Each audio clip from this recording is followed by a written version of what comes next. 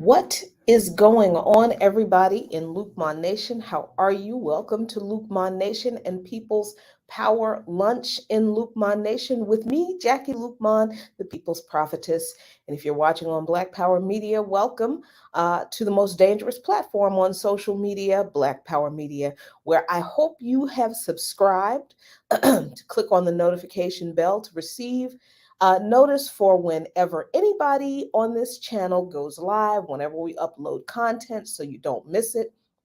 You can also support Black Power Media on Patreon, patreon.com/Black Power Media. Lots of extra patrons only goodies through that platform, Patreon, and you can support Luqman Nation through Patreon, patreon.com/Luqman Nation, LuqManNation, where you get regularly posted articles. Ooh, I'm tired. I just had my 45-minute walk.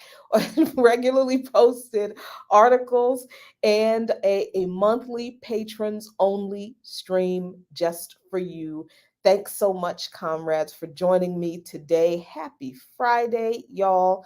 Come on into the lunchroom. You all pull up a chair, find your friends, grab your lunch, go ahead and microwave your dishes. And if it's fish, be mindful of other people and don't leave a lingering smell in the microwave. What's going on to all of you in the cafeteria, Leah Boggs, Kamari, Dream Child, Wenzari. Oh, I butchered that, but Kamari, what's going on? Marion Francis, Savvy Sav, Ya Oforiwa. I was going to get it one of these days. Manny Nile, Easy D, Alice is, Courtney, 40 Blaze, Marley, Gordon, Devin Dean, what's going on, everybody? S. Posey, peace, as I see you all are filing into the lunchroom. Manny Nile is having water for lunch. It's hot as hell where you are. It's a little toasty here in Washington, D.C. The humidity has not hit full force yet, but it's coming as it always does. And I want to start this lunch session, this People's Power Lunch, with Ricky Ryan. Thank you for joining. Glad to see you, Peace.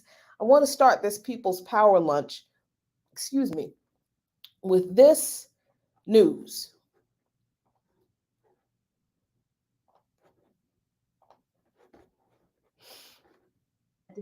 By our angels, led by the spirit of Emmett Till and Emmett Till. For 67 years, the family of Emmett Till say they have been seeking justice, not just for the 1955 murder of the 14-year-old black boy whose tortured and disfigured body helped spark the civil rights movement, but for what led up to that murder, his kidnapping.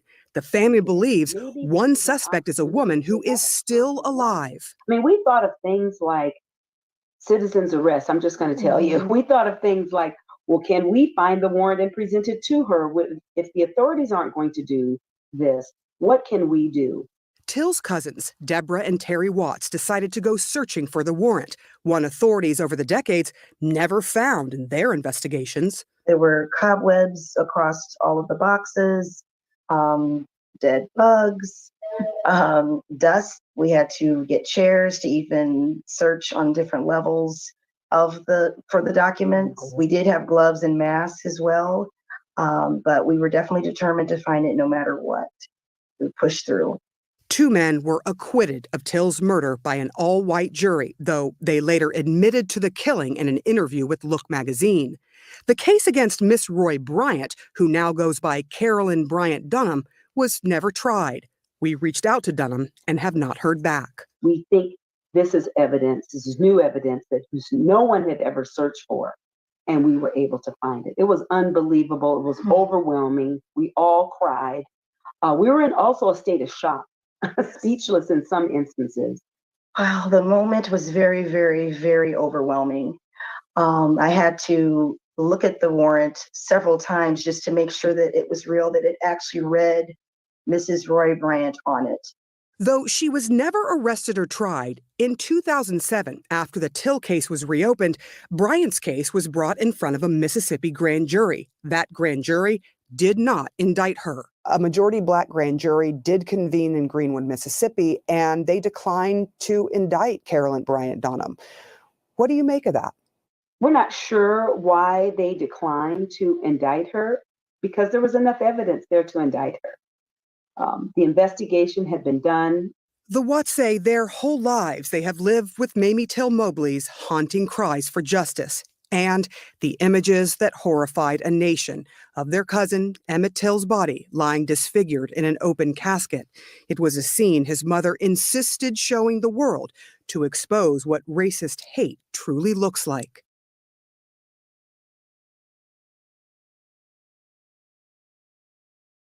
Oh, sorry, let me unmute myself. First of all, thanks so much. Thank you, Namdi Martin. Thank you for the super sticky piece.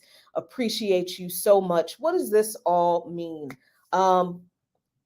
It means, number one, that when Emmett Till was murdered and that case was originally investigated, the authorities at the time had enough evidence against Carol Bryant to issue an arrest warrant, not a search warrant, y'all.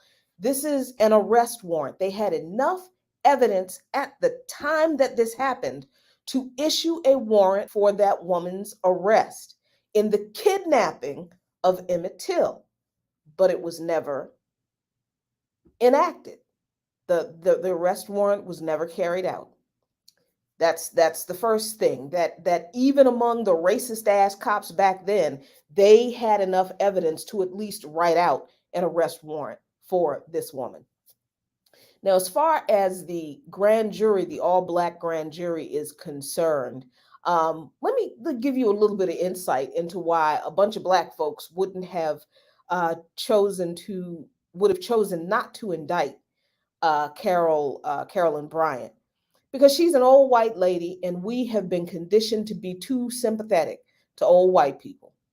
It doesn't matter how racist and how hateful and how violent and how evil they have been, and what racist, evil, violent, hateful things they have contributed to throughout their entire lives.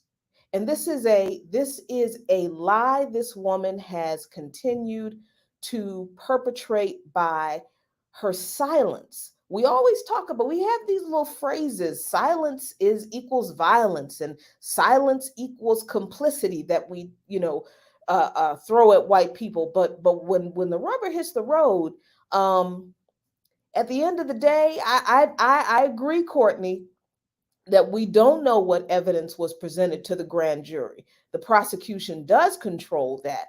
But still, the fact that there was enough evidence, even without this original arrest warrant that was just found, there was enough evidence to convict that woman of perjury, to indict her of perjury in the very least at the grand jury. But those Black folks on that grand jury didn't. You know why? Because we have been conditioned to be forgiving and to feel sorry for old white people, that, in their old age, they can't possibly be as hateful. We can't punish people for the sins of their past.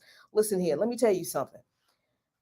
I am not a believer in this justice system actually meting out any justice. The penal system in this country does exactly that. It punishes people. It doesn't rehabilitate people. It doesn't do anything other than to be a place where this system throws people it does not want to deal with away and exploits their labor. So I say this with that caveat in mind, find that heifer, serve that arrest warrant, and lock her ass up. I don't care how old she is. I don't care that she's 88. I don't care. When we see Jewish groups going after Nazi war criminals, former prison camp guards, former concentration camp guards, they don't care if those people are literally on life support in somebody's hospice. They go get them folks. Is going after Carolyn Bryant going to, of course it's not going to bring Emmett Till back, but the fact that the authorities had evidence enough to write an arrest warrant. And then let's look at the system itself, the Justice Department, the courts, and all of this kind of. These were two women who are the cousins, the relatives of Emmett Till. They found this arrest warrant by themselves, just two regular ladies, just two regular, random, not having any kind of expertise at anything but being Black and pissed off at this system not providing any protection for their preteen cousin in the kidnapping and lynching that he endured, that the ex-wife of one of the murderers has remained silent on through all these years. I ain't concerned about how this woman sleeps at night. I'm not concerned about her eternal soul. That is God's responsibility. I'm not concerned about how nice of a woman she is. I don't even care if she is sorry for the way she covered for her racist murdering husband, and if she's sorry for her role in the kidnapping and the racist murder of Emmett Till. The thing that is so galling to me in this case is the fact that these two random, without any kind of expertise, Black ladies found the piece of evidence that proves that everybody knew, that Carolyn Bryant knew all along. They knew. So the idea that the FBI, the Department of Justice, couldn't find this evidence that these two random regular ladies found that's bullshit. They knew that. It's not that they couldn't find it. It's not that they didn't know that the evidence was there. It's that they really never intended to hold anybody accountable for Emmett Till's kidnapping and murder, just like they never intend to hold anybody accountable for when the cops kill our people and indigenous people and Latinx people, just like they never hold anybody accountable for all of those racist white people who attacked the uprising in the streets in 2020 across this country. That it's the same system, y'all. It's the same system that drew out an arrest warrant for that woman and chose not to execute it. The same system has chosen in their investigation of the murder of Emmett Till, chose to ignore that evidence and chose not to hold her accountable. But since these two ladies have found the piece of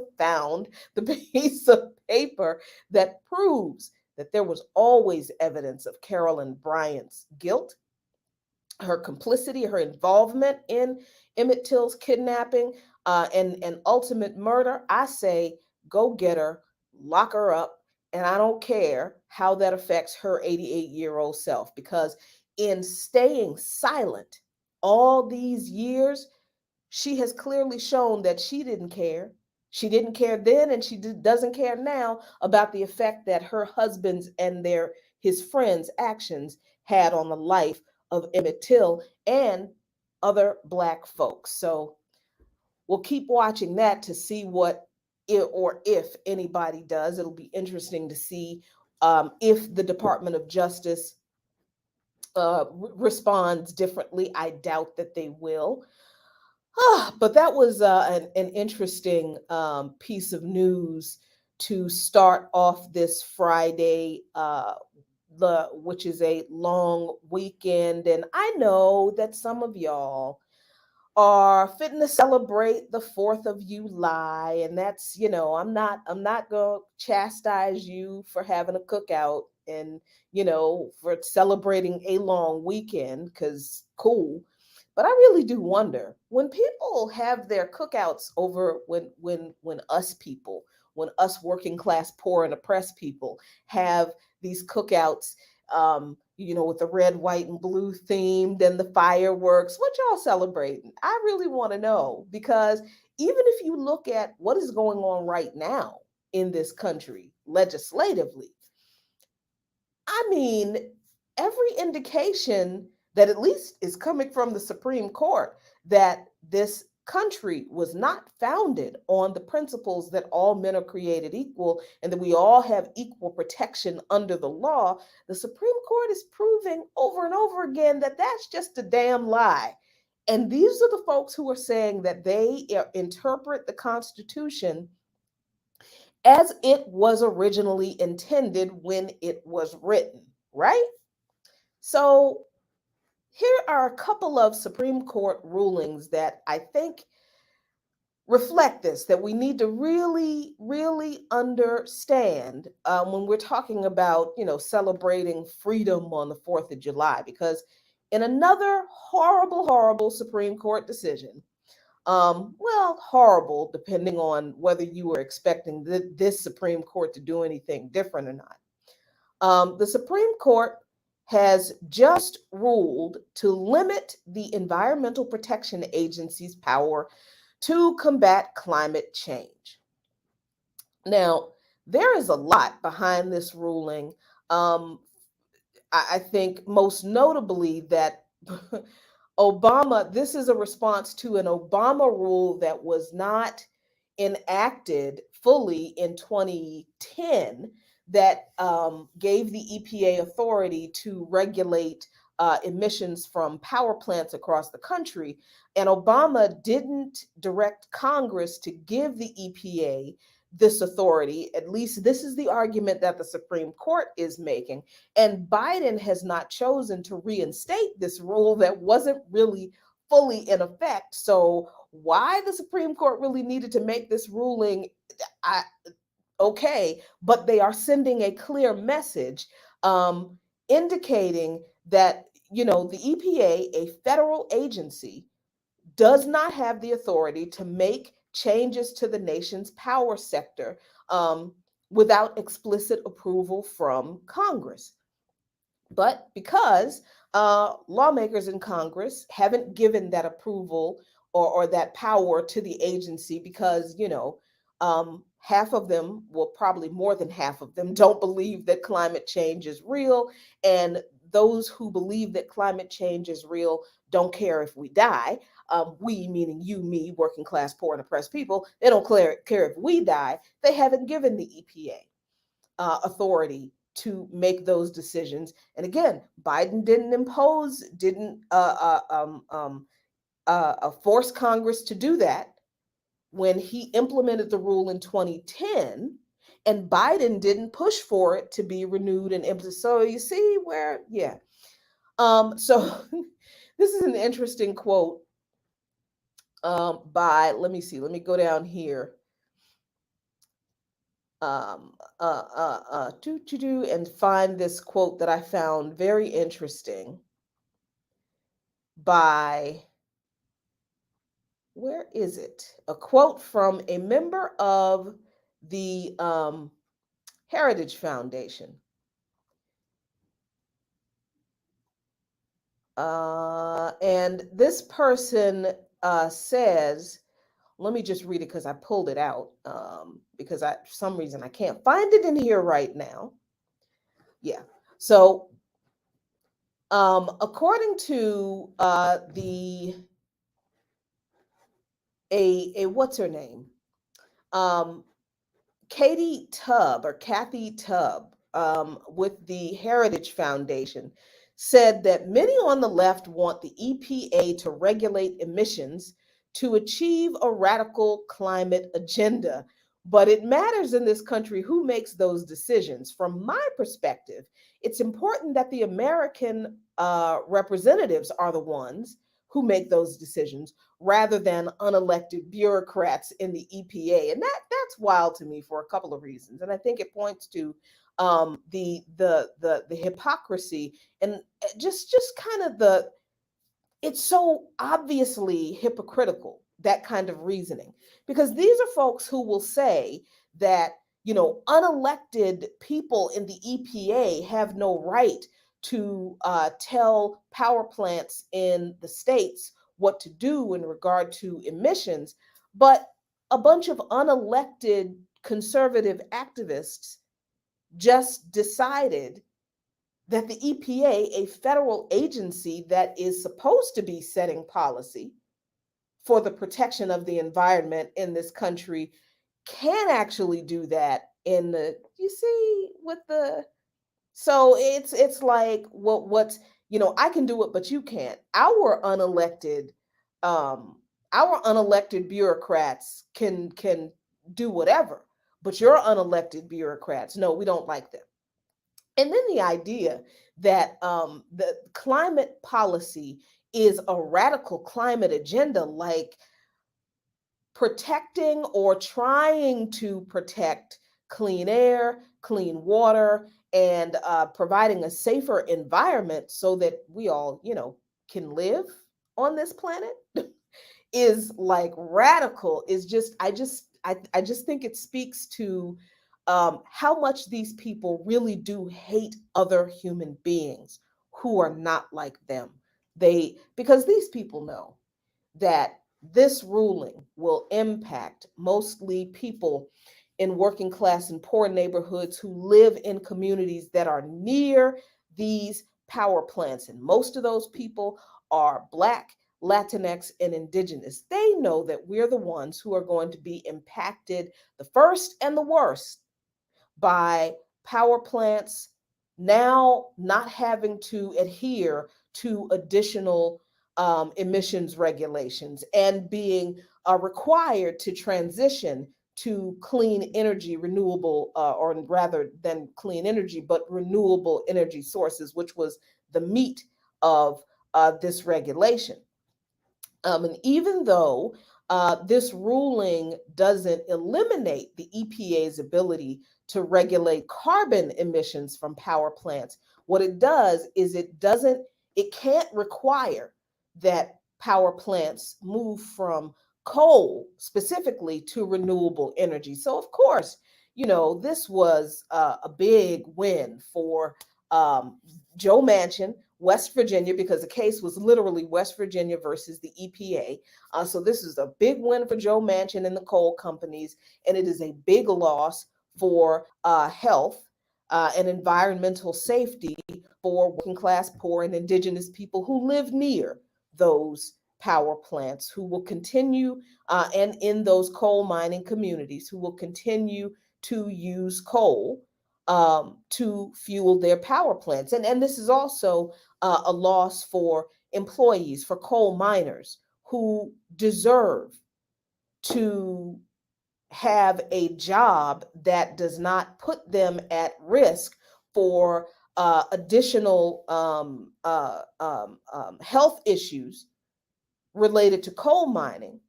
And they deserve to use their skills and their expertise in a way that provides energy that is more responsible and life sustaining and environment sustaining for them and their families as well, than dirty, filthy, stinking coal mines. But so that's one decision. So the EPA, the federal agency that is supposed to regulate um, uh, how companies and businesses and enterprises and industry treat the environment for our safety, we don't have a right to regulations that protect our safety now, because the Supreme Court has ruled that the EPA doesn't have a right to impose those regulations and make power plants transition to renewable energy. And then, of course, what's going to happen is that some states are going to have their own regulations along those lines, but you know that a lot of states are not. And those are states that are going to become even worse to live in for people like us. So that's one way that we're looking at the Supreme Court eviscerating the rights. We don't have a right to live in an environment that is protected by regulations that would ensure that corporations and power companies do not pollute that environment for our health and safety. But then there are two other rulings that came down from the Supreme Court that haven't received as much attention as like the decision to overturn Roe versus Wade and the EPA ruling is, and the EPA ruling has received. One of those rulings is this, and it's not really a ruling; it is a motion by the Supreme Court to kind of hold um, two cases that involve gerrymandering legislative districts aside for review until the court can hear those arguments and rule on those cases. The first case um, is Ardoin v. Robinson. And this is out of Louisiana, and this is reported in Vox News. Excuse me. So the court, basically in this case, Ardoin v. Robinson, handed down a brief order, and this was Tuesday, that reinstates racially gerrymandered congressional maps in the state of Louisiana, at least for the 2022 election, until the court can officially review this case and another case in its October term. Why is this important? Under these maps in Louisiana, let me magnify that a little bit for you. Under these maps, Black voters will control just one of Louisiana's 6 congressional seats, despite the fact that African Americans make up nearly a third of the state's population. So, according to the court and their motion, that means that Black people in Louisiana will have half as much congressional representation as they would have had under maps if Black voters were represented in a way that is equal to white voters in Louisiana, right? And this is really messed up because a federal trial court applied a Supreme Court precedent in holding that the Voting Rights Act does not permit that type of gerrymandering, and issued an injunction temporarily striking down those Louisiana maps and ordering the state legislature to draw new ones to include 2 majority Black districts. But the conservative panel of the Court of Appeals, the conservative panel of the Court of Appeals actually agreed with them and said, yeah, that's some racist bullshit gerrymandering that y'all are doing. And as conservative as we are, we obviously see that, and denied Louisiana's appeals to the trial court's decision. But here comes the Supreme Court saying, no, those maps are fine. And they actually, according to Vox, didn't provide any substantive explanation of why the Republican appointees voted to strip Black Louisianans of half their representation in the House of Representatives. But right there is the answer. They intend to, that's the reason. They want to strip Black voters of representation. Period, end of story. That's what they want to do. They also talk about this other case, which is related, called Merrill v. Milligan, that also temporarily reinstated maps in Alabama that a panel of 3 federal judges said were illegally racially gerrymandered. under those maps in Alabama, black voters were gerrymandered into basically having 14% of a representation compared to their population, while they make up about 27% of the state's population. So Alabama, like Louisiana's maps, are clear violations of the Voting Rights Act. They are clear examples of illegal racial gerrymandering, but the Supreme Court, particularly the conservative justices, but let's not act as if the liberal justices have done a whole hell of a lot to stop the evisceration of the Voting Rights Act.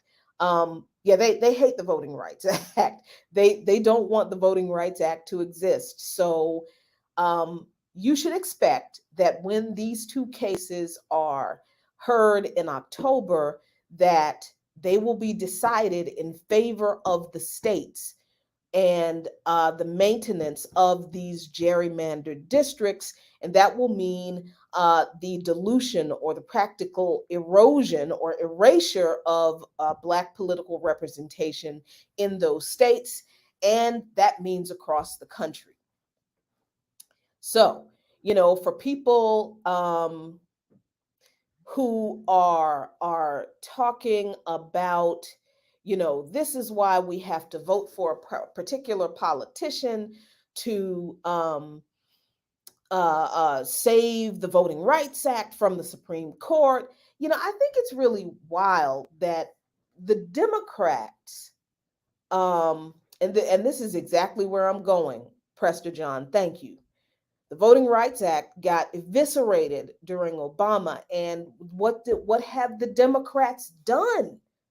What have they done to protect the right to vote that we supposedly have under the Constitution? So these people spend a whole lot of time telling us that we need to vote for, some establishment Democrat to first they tell us we need to protect the Supreme Court from the evil Republican, conservative justices. And then they tell us that we need to vote for certain Democrats in order to have those Democrats appoint so-called liberal justices. But when the Democrats had, control of the White House, had a supermajority in Congress for 2 years, veto-proof, filibuster-proof majority in Congress, these issues that we are seeing the Supreme Court eviscerate now were not addressed at all. Not at all. By the same Democrats who are now using these rulings and motions coming down from the Supreme Court to tell us to what? Give them more money and vote for more Democrats in the midterms.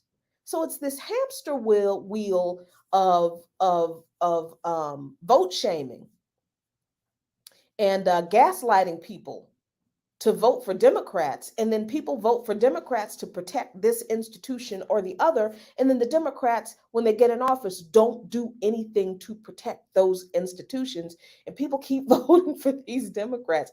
I mean, Joseph Biden is about to appoint a pro-life and anti-abortion judge to a lifetime appointment to a federal judgeship. Joseph Biden is about to do that. And this is the same dude talking about, I'm going to do everything I can to protect women's reproductive justice. And when the Democrats had the opportunity to do that, they chose not to. They literally said it was not a priority under Obama. The same thing with the Voting Rights Act. Now, I will give Eric Holder credit for fighting to uphold the Voting Rights Act when he was Attorney General, because the case Holder v. Shelby was the case that the Supreme Court ruled at that point and stripped certain sections of the Voting Rights Act um, at the time under the Obama administration. But there were not as many conservative judges on the Supreme Court then as there are now. So what's all this stuff about? We need to vote for Democrats to protect the Supreme Court, and the Supreme Court is actually ruling in these cases in a way that lays bare what the Constitution really is and really always has been. Because remember, these are people who say that they are the conservative justices. These are people who say that they are originalists, which means that they interpret the Constitution and apply the Constitution according to the definition of what it meant when the law was implemented. So last week when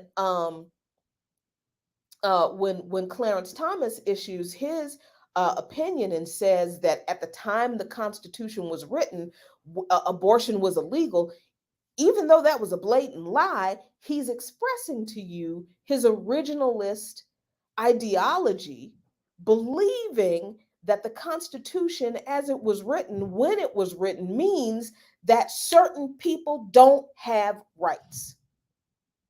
And that is how they are interpreting the Constitution. And that is why they are ruling the way they are in these cases. And another case that is very important along these lines is the case of, well, let me share, hold on.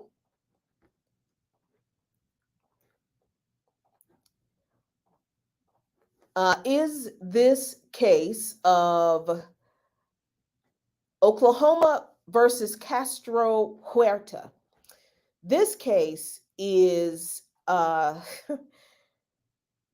another one of those under the radar. Nobody's talking a lot about it, but we seriously need to, because the case, basically, the Supreme Court ruling undermined the authority of tribal governments. Now, this is absolutely horrific. Obviously, because it just destroys 200 years of precedent recognizing the right of tribal nations to self-govern, which is not all that much of a surprise, because there isn't a treaty that the U.S. has entered with indigenous people that it didn't break. This ruling undermines the sovereignty of tribes over their land and their governance. And it affects tribes' ability to prosecute crimes on their own land in a community-based way that meets the needs of their own citizens. All that is true, but what this really is this is about giving the state authority to exploit the land for whatever they want, whether it's uranium, oil, coal, whatever. And it also affects tribal authority in child welfare cases. So the state can actually come in and decide that it's not in the best interest of indigenous children to be placed with an indigenous family or an indigenous relative in custody cases. That's what this is about. This is about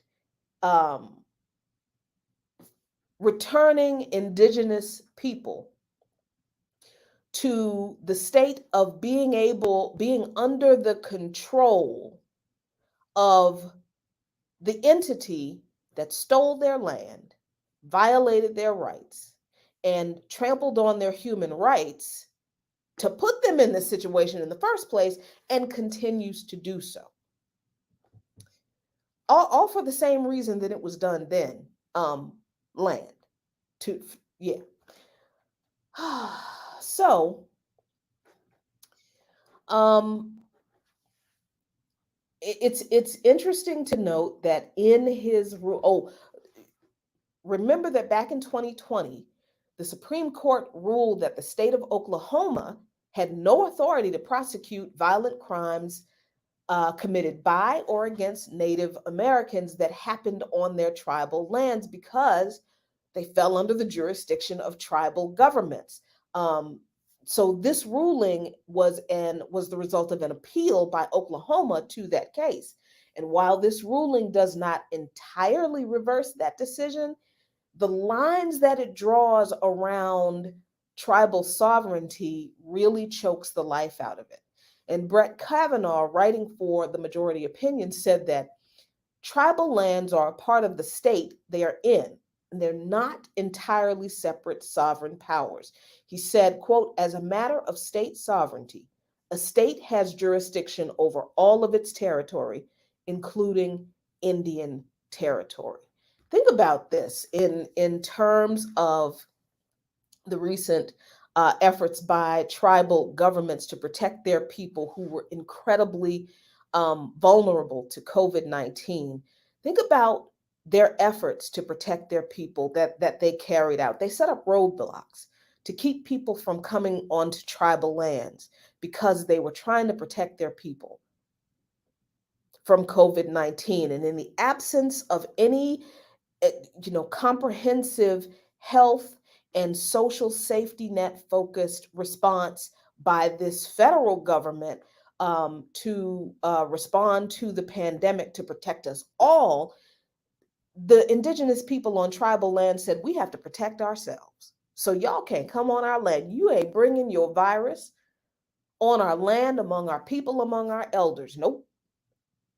So in the event of another situation like that, if the state decides that the tribal government has overstepped its right because to protect itself because it is no longer considered sovereign, the state can come in and say, you can't implement a roadblock to keep people out of your land to protect your people because the state has sovereign authority over you and your land.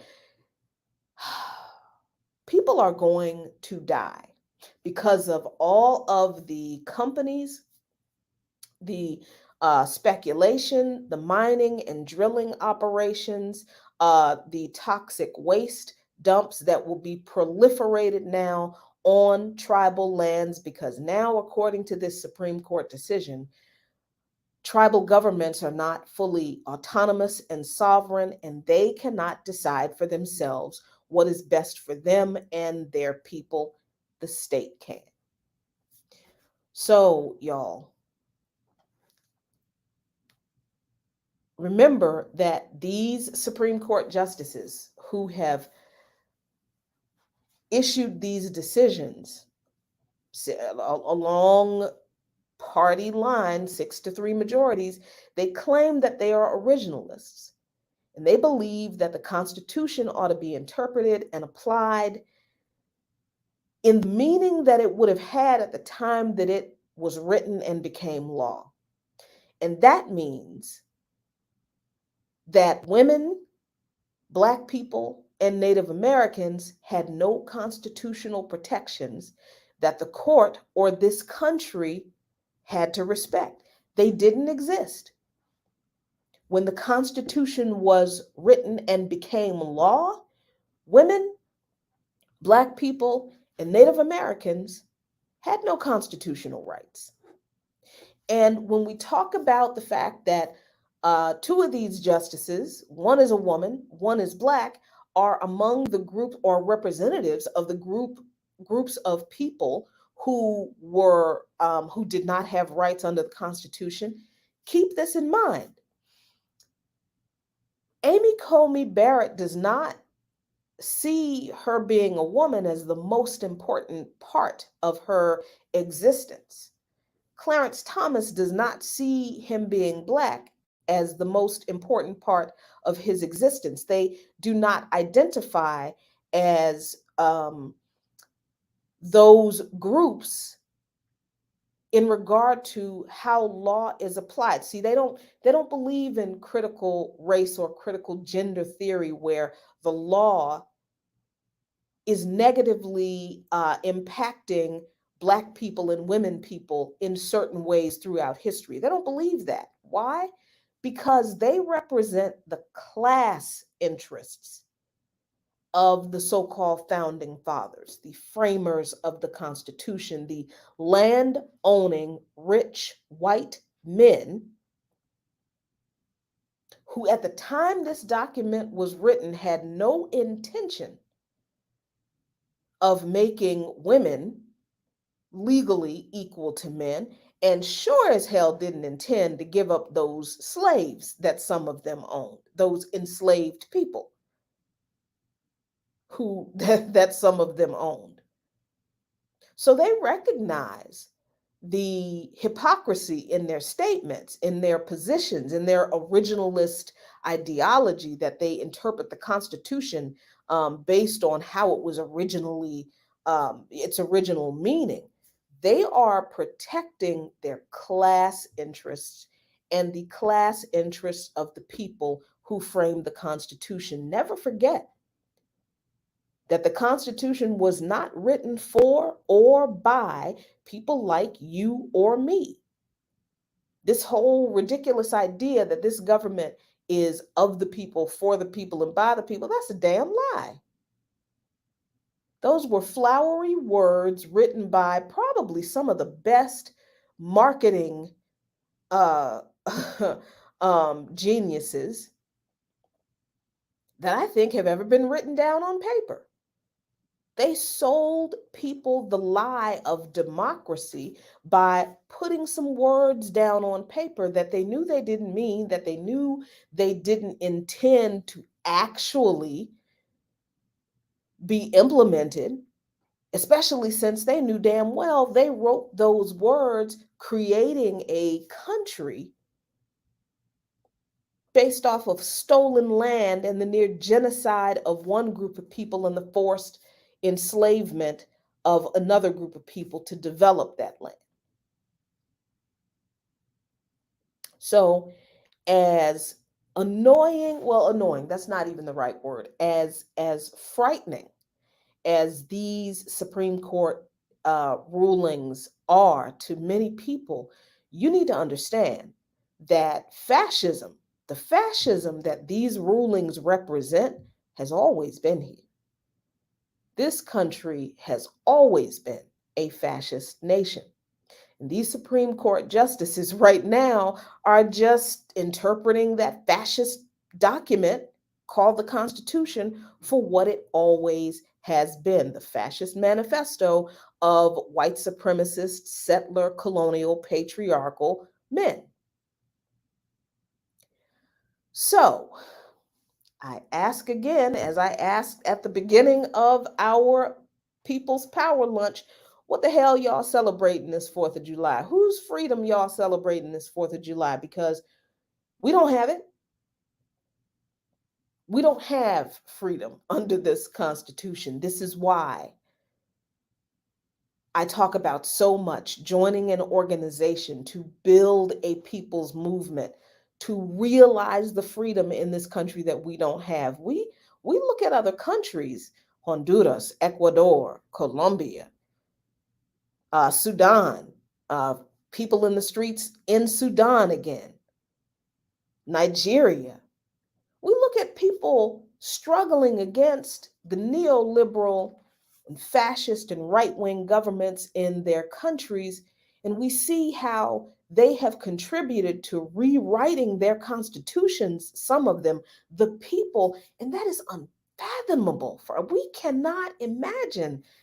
Like I talked to a family member this past weekend, and I told them how, in Venezuela, the people wrote their constitution, rewrote the constitution for the Bolivarian Revolution under Hugo Chavez. The people wrote that constitution. In Cuba, the constitution was just rewritten and updated with including the very important family code, not done by dictates from a few rich, powerful men, but with the input of the people of those countries.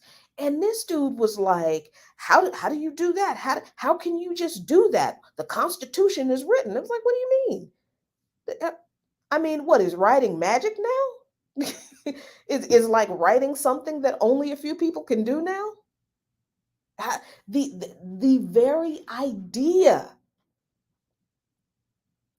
of scrapping that piece of paper that's not worth the paper it's written on and starting something new that is truly of the people, for the people, and by the people, it is unfathomable to those of us who need it the most. But you know who?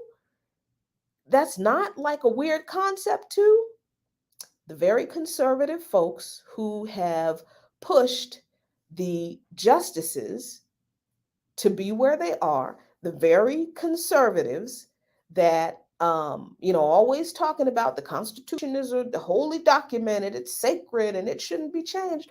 Oh, those people very well understand the Constitutional Convention. They understand that and they are not afraid of it. And they have been talking about it and organizing on it for decades. So, I really do hope y'all have a really great long weekend. If you have a cookout, cool, enjoy yourself. But y'all, if y'all celebrating some 4th of July, you got to ask yourself, whose freedom are you celebrating? Because we have never had freedom in this country. The Constitution has never guaranteed our freedom in this country. If we had the rights that this Constitution claimed to have guaranteed other people, we wouldn't have to be fighting for those rights right now. And the Supreme Court is literally proving everything I just said right. So let me see what y'all had to say. This is a good point.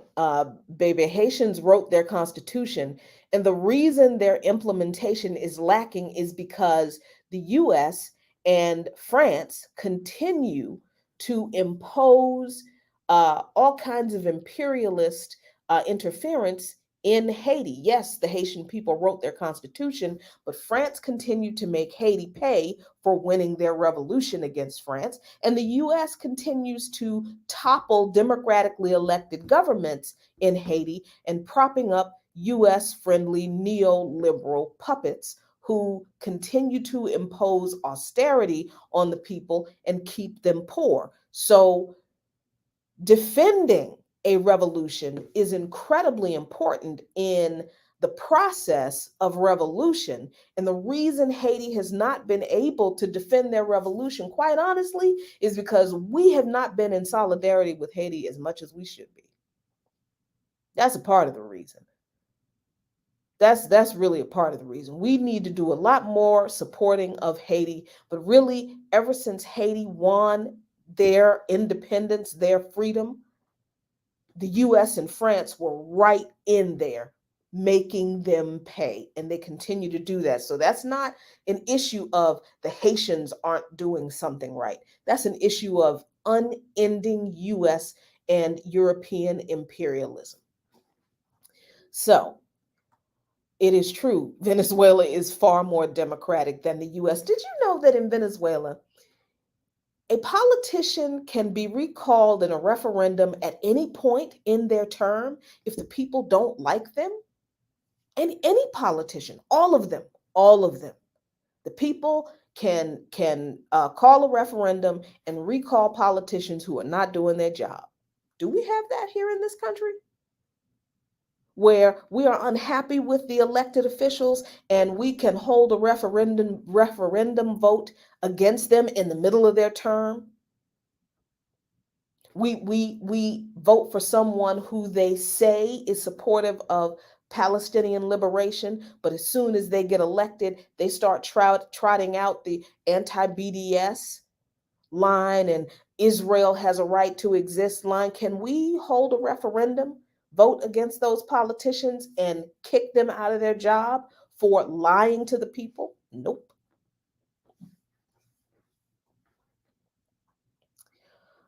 Let's see what else you gotta say. Y'all have to say.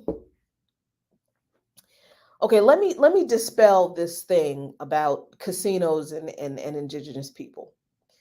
Um, Easy D says regarding the 4th of July U.S. Independence celebration, the Native American Indians, some of them will also be celebrating, especially the ones that own the casinos and hotels and the $5 Indians. Look, when this government has taken everything from you, has denied you equal access to every ability to support yourself and your community, has relegated you to small pieces of land in an enormous country that where this land was your people's, didn't compensate your people for what was stolen from them, and denies basic services and support to those people. And the only way you can ensure that your people have any kind of income that is redistributed to support your people is a casino. Yo, I'm taking the casino. First of all, that's number one. Number two, most indigenous tribes do not own casinos. This is not this is and maybe this is something I need to have somebody on to really talk about and dig into. But this is not like all indigenous people, all indigenous tribes have casinos on their land and they're all just getting rich off a casino. That is absolutely not true. So that's I want to I want to get rid of that idea that Native Americans are all getting rich off of casinos. Man, that is absolutely not true. Oh, let's see what you got to say, Prester. Haiti helped Mexico fight Spain in 1816, sent troops and arms on condition that Mexico free African slaves, free enslaved Africans. Absolutely true. And General Francisco Javier Mina requested help from Haiti. Absolutely. So look, y'all. Um, Look, enjoy your long weekend. Have a good extra day off. Relax, cook out, grill, whatever. But man, don't be out here in these streets celebrating some freedom on the 4th of July, because you and I didn't get our freedom on the 4th of July. That's why we're still fighting for it. Thanks, everybody, for watching. Thank you for joining me on today's People's Power Lunch. I hope that this lunch was delicious and nutritious, and I hope that you're full. And I had said that I was going to do an imprint on imperialism tonight. I'm not sure that I can line up a guest. So if you don't see it, I apologize, but I'm working on it. And, I hope it happens, but we'll see. So if I do, it'll be at 7 o'clock right here on Black Power Media. So stay tuned. I hope I can get a guest for it. But if not, then we'll see what we can do for next week. Until then, y'all, until Monday's People Power Lunch, you all enjoy yourselves. Be really good to each other. Be good to yourselves. And as always, a luta continua. The struggle continues. But Victoria Acerta, victory is certain. Peace, people.